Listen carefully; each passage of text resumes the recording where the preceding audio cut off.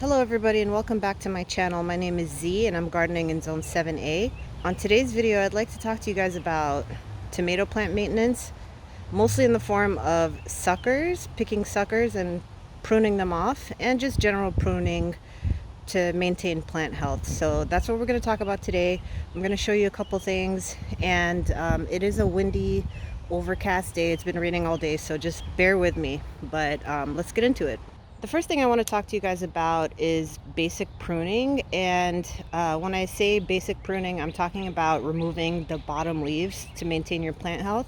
So right here we have a white tomato. That's what that plant is. And what I want to do today, because if you can see, for the most part the leaves are nice and green, but these bottom ones are getting a little funky. There's a little bit of spotting, a little bit of yuckiness. So the reason why I want to prune these is twofold. Number one, there's a lot of splashback from, especially when we have rain like we did today, there's a lot of splashback from the dirt, from the soil onto the leaves. That can cause all kinds of problems. And in general, you want to maintain good airflow for your plants so that they are nice and healthy. So my whole goal with this is to turn this kind of situation into something like this. We're taking off all of the bottom leaves just to keep the plant nice and healthy and maintain airflow. So it's really, really, really simple. You can go overboard with this, but you know, you just got to be a little mindful of what you're doing. So I have my pruners here. What I'm doing is getting as close to the main branch as possible and just clipping that off. That's it. I also want to clip this one right here. So I'm going to get really close, snip that off, and that's all she wrote. It's really that simple. Take these out. And you see how we've created some nice airflow so that the plant isn't suffocating within itself. And these leaves that I removed, the plant doesn't necessarily need them. Now, what you don't want to do is start pruning something like this. Like, you don't want to cut that off or something like this, because you do want, you see how there's a tomato in there? You do want your tomatoes to be protected. So the leaves provide protection, but they also provide a way for the plant to get all of the goodness that the sun has to offer.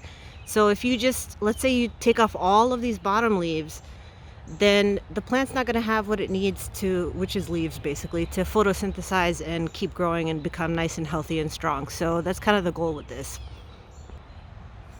Here's one of my mystery tomatoes.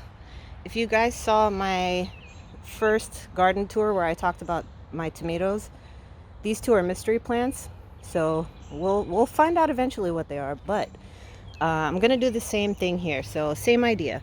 What you want to do, you see how those leaves look yucky because they've been touching the ground? You don't want that. So you're just gonna go in, oops, sorry about that guys, I didn't have you in frame. What you're gonna want to do is get right up in there, close to the stem, and just chop those off. You want to chop this off too, because if you leave that on, it's going to create a whole separate plant, so we don't need that. So we're going to take that off, come in here, throw them out, and that's it. It's really simple. Okay, while we're here at the mystery plant, I want to talk to you guys about something called suckers. Now, if you've never heard of that term or you have no clue what I'm talking about, see this little guy right here? That's a tomato sucker. You have your main stem right here, then you have your leaf stem, and in that middle part, in the armpit, you have this thing called a sucker. And what the sucker will do, if you don't take it out or remove it, it's going to turn into this. So I brought you guys over to my red cherry tomato plant so you can see what happens if you don't prune the suckers. So let's get in there. You see how there's one main stalk? Well, I didn't prune the sucker in time, and what ended up happening is it split here. So now we have one leader going this way and 1 liter going this way. And because of that, you're basically getting double the plant. And the more suckers you leave on, the bigger and bushier your plant's going to be. And if that's what you're going for and you have the space, that's fine and dandy. That's not what I'm trying to do here, because as you can see, I have a lot of plants. And I am fully intending on planting a second wave of these. So you're trying to avoid this problem if at all possible. Okay, now we're back to our mystery plant. With the little sucker, all you gotta do, when it's this size, you just wanna take it and pinch it off and toss it. It's really that simple. So let's keep searching this mystery plant and see how many more suckers we can find. So we have one right here. Just take that off. There's another one over here. Oops. There's another one over here. Just pinch that off. Easy breezy. So if you have suckers that are teeny tiny like the ones I just showed you, it's not a big deal to just pinch them off. Where you might run into trouble and where you're going to want some handy dandy snippers or scissors or whatever you can find is when you have a situation like this. As you can see, I let this sucker go a little too far, but I really wanted to do that so you guys could see. So here's the main stalk, here's the offshoot leaf, and here's the sucker in the armpit. I want to get rid of this, but I can't just pinch it off with my nail. So what I'm going to do is take my snippers and just snip it right off. So we're just going to get in there and just chop it right off. It's hard to do this and film at the same time. So here's that big old sucker that I just took off. It's a pretty decent size. It even has its own sucker now. Can you see that? What you can do with the suckers, let's say you wanted to have a second wave of tomatoes, or you're in a situation where you had intended to have 2 of a particular plant, but something happened along the way and you lost one of them. You can take these suckers, especially when they're about this size, put them in a glass of water, and eventually what will happen is they'll start to form roots. And then you can take that sucker, plop it into the soil, and you'll get a whole separate plant. You can also put this directly in the soil and it'll root itself, but the way that I think works best, of course there's no right or wrong, but I personally prefer to put it in some water so it gets some really nice established roots and then just transplant it. But of course you can do whatever you want. There's no right or wrong in this situation. If you want to take the sucker, put it in the ground, put it in some water, whichever one you choose, and you'll get a whole separate plant for free. Now before you get pruner happy and start chopping everything off when it comes to suckers, I just want to show you something as a word of caution. So on this plant, there's a little baby sucker here, which I'm going to take right off.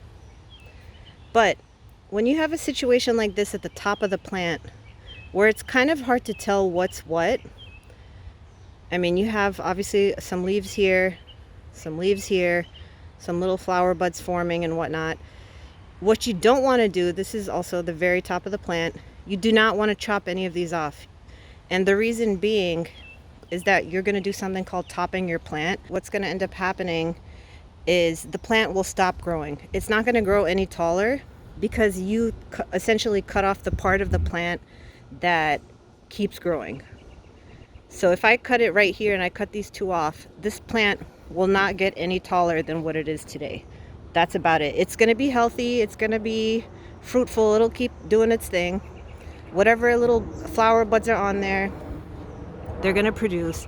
But my plant is not going to get nice and large the way I want it to. So you don't want to do that. Instead, what I'm going to do is hold off, just be a little patient, wait for these to grow some more. And once they grow to a point where they're something like this, where I can see things better, that way I'll know for sure that I'm not doing anything detrimental to my plant in terms of stopping it from living its best life and growing to its full potential. Now, if you have a plant, let's just use this one as an example. Let's say that this is loaded with fruit all the way up to here, right?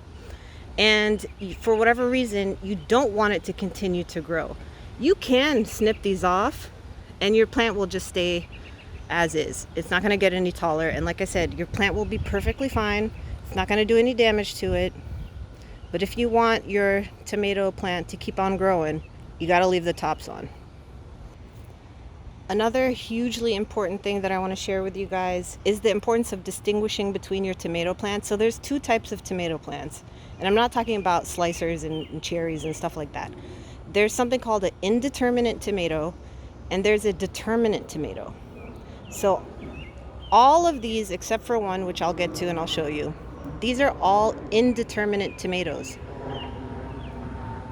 That means that the plant will continue to grow until either disease or the frost kills it. So it's just going to keep growing taller and taller and taller. And indeterminate tomatoes, which you need to make sure you know which is what from in terms of the plants that you're planting, those are the ones that you're going to want to prune. Those are the ones you're going to want to take the suckers off of if you want to maintain your plants to keep them to a certain size. However, I have one determinate tomato plant within my tomato jungle, and a determinate tomato means that the tomato plant in and of itself has a predetermined size. It has a predetermined amount of fruit that it's going to give you. They don't really keep growing and growing and growing. They kind of just stop at some point. So these types of tomatoes, determinants, you do not want to prune them. I mean, of course you can. I'm going to do this today. Of course you can get in there and prune the nasty, yucky bits on the bottom. That's totally fine. But you don't want to go and start chopping off all of these, all of the leaves up in here, because basically you're going to stunt the plant's growth and you're going to stunt the amount of production that the plant will give you. So when it comes to little suckers like this, I just leave them on, because I know that the plant is only going to grow however big. It's not going to keep going and going until it's like 7 or 8 feet tall, or taller than that, or however big indeterminates grow. So that's just a little tidbit I want to share. I think it's very important. Make sure before you start pruning that you do a little bit of research into the variety that you have planted, and make sure you understand whether it's a determinate tomato or it's an indeterminate. Again, determinate tomatoes have a predetermined size. You don't want to really prune those too heavily. Indeterminates, not unless you're trying to grow a massive plant, you're going to want to prune those a little more heavily and get rid of those suckers. After all day, the sun is finally coming out, so I'm very excited about that. Let my plants get a little bit of sunlight for today, since they didn't really get anything all day long. That's basically it, guys. So if you have any questions, please leave them in the comments and I'll get to them. I hope that was informational. I hope you learned something. Please like and subscribe. Again, if you have any questions or whatever, go ahead and leave them in the comments, and I will catch you on the next one. Bye.